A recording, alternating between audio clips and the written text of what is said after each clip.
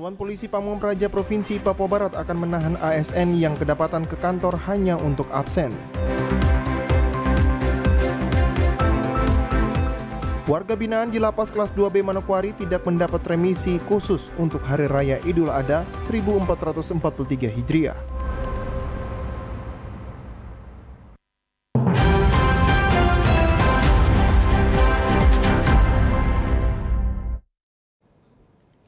Salam jumpa pemirsa, senang sekali saya Susan Mampioper dapat kembali menjumpai Anda dalam program berita Papua Barat hari ini. Sejumlah informasi di Papua Barat akan kami hadirkan untuk Anda. Inilah berita selengkapnya. Pemirsa, memasuki bulan Juli 2022, daya serap APBD Provinsi Papua Barat baru mencapai 18% lebih. Diharapkan bagi setiap organisasi perangkat daerah agar segera merealisasikan program kerja.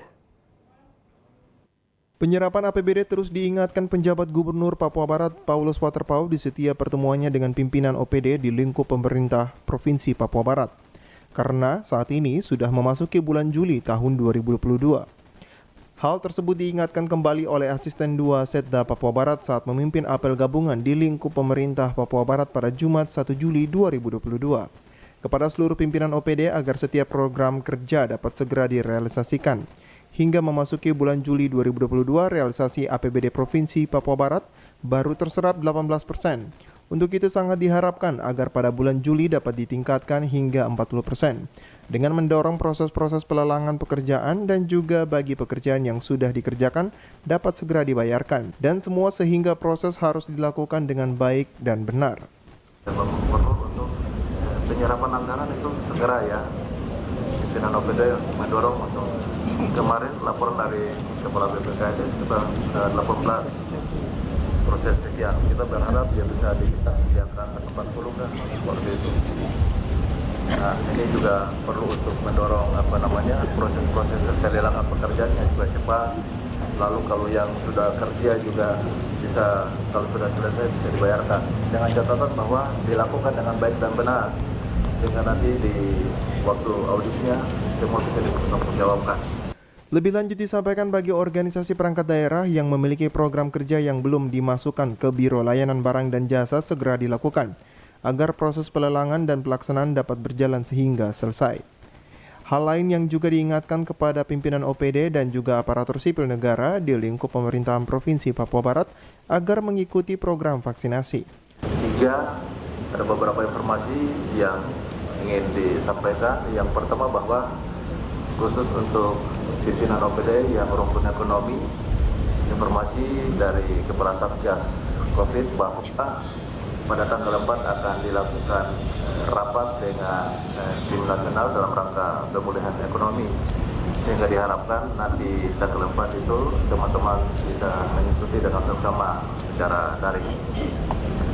Lalu yang keempat, kepada Bapak Ibu, mulai dari pejabat eselon 2-nya atau kepala dinas, kepala badan, juga kepala biro, pejabat eselon 3, 4 dan seluruh pelaksana diminta untuk yang belum vaksin, baik itu vaksin yang pertama, kedua dan ketiga, untuk dapat mengambil bagian dalam pelaksanaan vaksin yang setiap hari disiapkan oleh dinas kesehatan di sini, sehingga itu bisa membantu kita untuk bagaimana menangkal penyebaran COVID yang datang dari dalam tubuh kita sendiri. Selain dari luar itu untuk menggunakan masker, menjaga jarak dan lain-lain. Melkias mengharapkan agar semua aparatur sipil negara di setiap OPD dapat bekerja keras, mendukung kepemimpinan penjabat Gubernur Papua Barat Paulus Waterpau sesuai dengan program yang ada di setiap OPD masing-masing. Jimmy Tabisu, TVRI Papua Barat melaporkan. Pemirsa, Satuan Polisi Pamong Praja Provinsi Papua Barat akan menahan ASN yang kedapatan ke kantor untuk absen dan setelah itu pulang. Sesuai dengan arahan penjabat Gubernur Papua Barat Paulus Waterpau, pada Rabu 29 Juni 2022 saat melaksanakan apel bersama dengan anggota Satuan Polisi Pamong Praja Provinsi Papua Barat, Di pendopo kantor gubernur mengingatkan agar Satpol PP dapat menjaga aset pemerintah daerah dengan mensterilkan fasilitas pemerintah daerah. Hal tersebut dilakukan agar tidak ada pemalangan yang dilakukan di setiap kantor pemerintahan.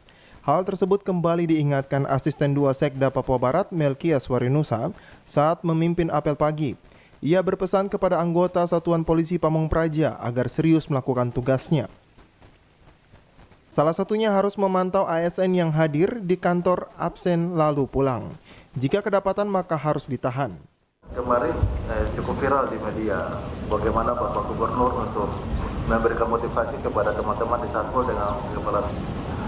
Di situ beliau memerintahkan untuk Satpol kembali berperan untuk menjaga perda dan lain-lain. Salah satu tugas yang beliau sampaikan bahwa tolong dijaga itu ASN yang datang tiap blok terus pulang. Bila perlu ditahan di bawah, di pintu-pintu masuk. Pos-pos jaga itu disiapkan seperti itu. Jadi itu menjadi arahan dari Bapak Gubernur. Benar ya Pak Kasat ya? Seperti itu. Jadi teman-teman yang datang dengan paket itu masih tiap blok itu ya konsekuensinya seperti itu. Dan ingin saya ingatkan kepada Bapak Ibu, teman-teman ASN bahwa beliau cukup disiplin sekali. Melkias mengingatkan kepada pimpinan Satuan Polisi Pamong Praja agar segera menyelesaikan berbagai masalah yang terjadi, sehingga tugas dan tanggung jawab Satuan Polisi Pamong Praja dapat kembali berjalan dengan baik. Jimmy Tabisu, TVRI Papua Barat melaporkan. Pemirsa, kita beralih ke informasi lain. Warga binaan di Lapas Kelas 2B Manokwari tidak mendapat remisi khusus saat Hari Raya Idul Adha 1443 Hijriah. Hari Raya Idul Adha tahun ini jatuh pada tanggal 10 Juli 2022. Penetapan tersebut berdasarkan sidang isbat pada Rabu 29 Juni 2022 kemarin oleh Kementerian Agama Republik Indonesia. Kepala Lembaga Permasyarakatan Kelas 2B Kampung Ambon Julius Paat mengatakan, khusus Hari Raya Idul Adha 1443 Hijriah tidak ada program remisi bagi warga binaan yang berada di lapas. Mengingat hal itu tidak termasuk dalam kalender pemberian remisi warga binaan. Remisi hanya diberikan khusus pada Hari Raya Idul Fitri maupun perayaan Natal dan Hari Kemerdekaan Republik Indonesia pada tanggal 17 Agustus. Itu yang pertama. Jadi khusus untuk Hari Raya Idul Adha memang tidak ada program pemberian remisi kecuali Idul Fitri. Gitu. Jadi hari-hari besar keagamaan itu hari-hari besar keagamaan Idul Fitri, Hari Raya Natal, Waisak atau apalagi lah. Masing-masing hari rayanya itu hanya satu kali saja. Tidak boleh berulang-ulang. Dengan 17 Agustus ya Pak? Iya, jadi bukan hari-hari besar keagamaan, tapi hari rayanya. Julius menambahkan saat ini jumlah warga binaan yang masih menjalankan sisa masa hukumannya dalam Lapas Kelas 2B Kampung Ambon sebanyak 382 orang. Namun jumlah tersebut sewaktu-waktu dapat berubah dan bisa terjadi pengalihan tahanan dari dalam maupun luar lapas. 380-an. Pastinya 382. Tapi kan itu juga dinamis. Hari ini bisa keluar, nanti saya bilang 382, tiba-tiba yang bebas lagi. Jadi paling 380-an. Nah itulah di lapas dinamikanya.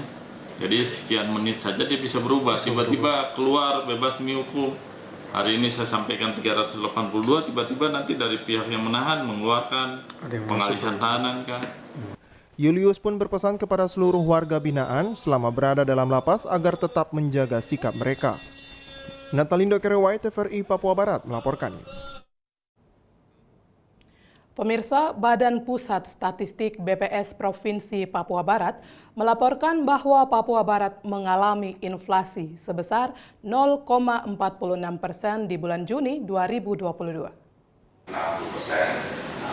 Indeks harga konsumen inflasi di Papua Barat pada bulan Juni 2022 mengalami inflasi sebesar 0,46% dengan indeks harga konsumen atau IHK sebesar 110,66%.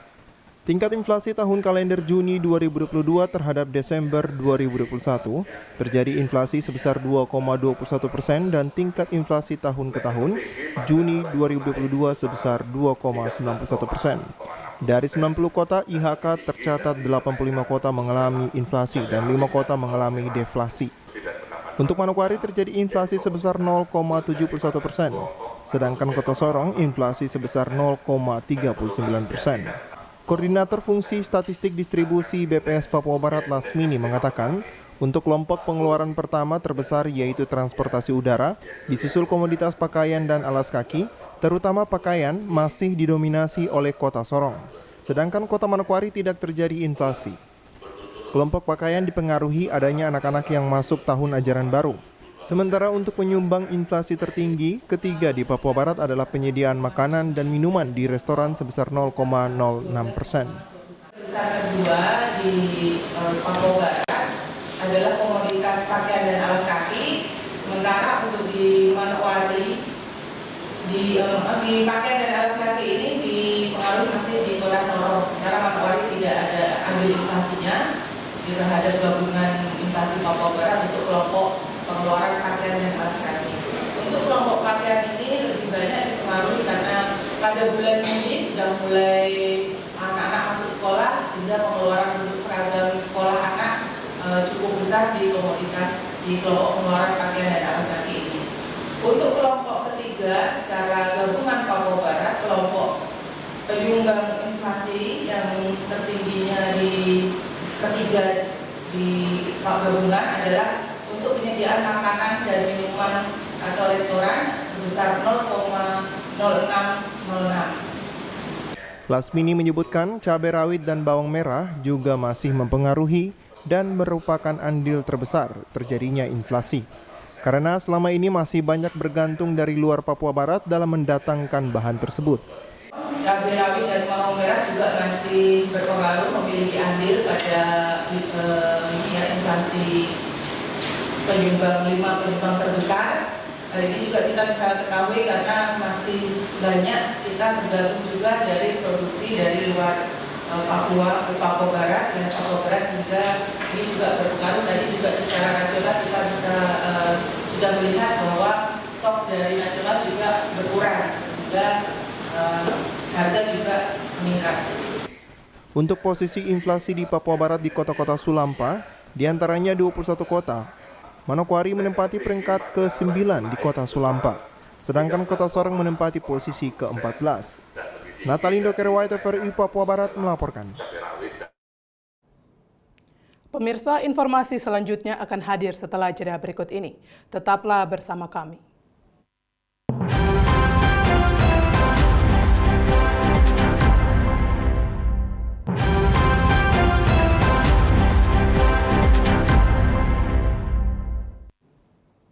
Terima kasih Anda masih bersama kami.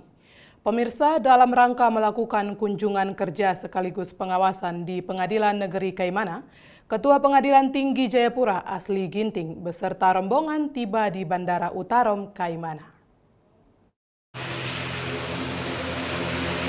Kedatangan orang nomor 1 di Pengadilan Tinggi Jayapura tersebut disambut oleh Ketua Pengadilan Negeri Kaimana Dinar Pakpahan beserta staf, Asisten 1 Setda Kaimana Luther Rumpombo dan sejumlah jajaran Forkopimda Kaimana lainnya.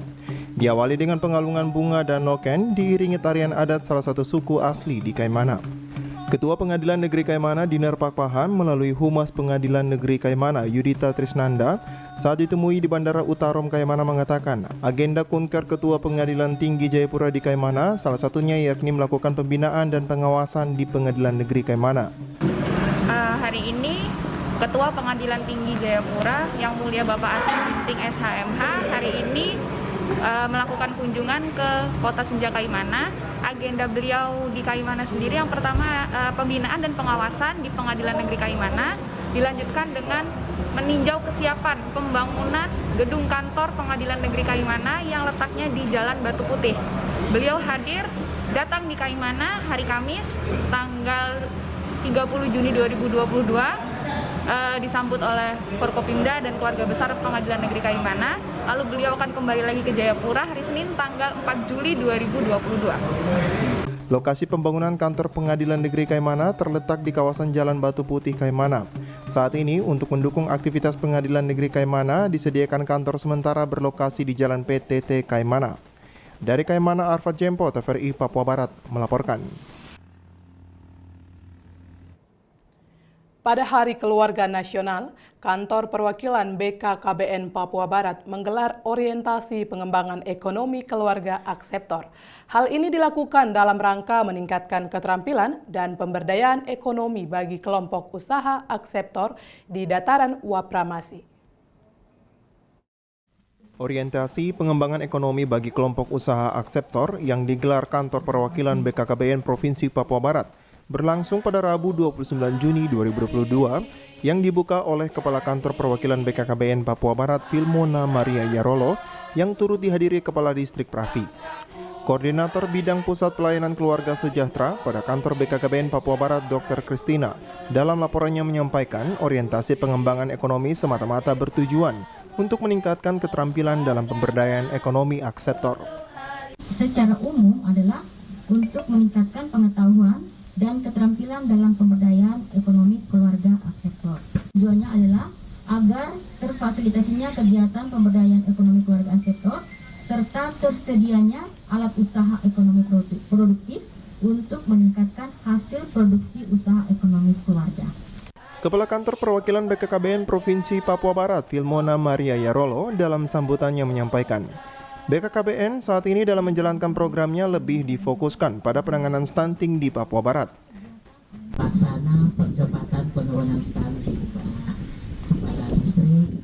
Jadi BKKBN saat ini ya diberikan tugas yang baru sejak tahun 2021 dan berbagai upaya sudah dilakukan sehingga di tahun 2022 tema Harganas kita adalah ayo cegah stunting agar keluarga bebas dari stunting.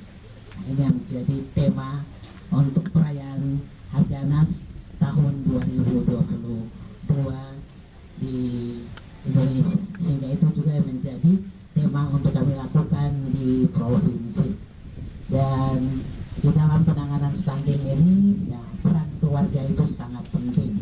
Termasuk Bapak Ibu selaku pengelola program, para kader, teman-teman penyuluh, tetapi kami juga selaku pegawai ASN yang ada di perwakilan BKKBN Provinsi Papua Barat, termasuk Bapak Kepala Distrik, karena di dalam penanganan stunting ini tidak hanya bisa diselesaikan oleh satu sektor saja, sehingga membutuhkan ada kerja bersama, kerja bergotong royong, ada sinergitas, kolaborasi, dan semua lintas sektor.